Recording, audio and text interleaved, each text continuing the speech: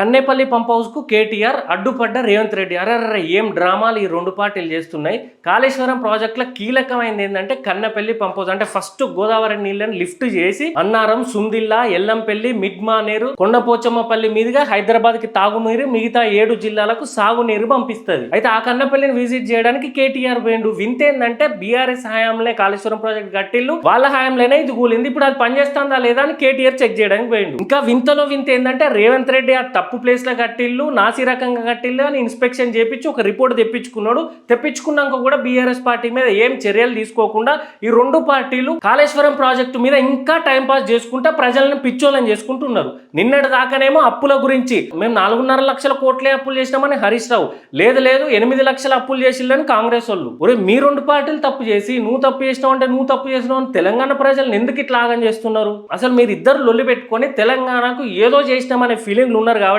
మీ రెండు పార్టీలు ఓడిపోతే తప్ప తెలంగాణ బాగుపడదు.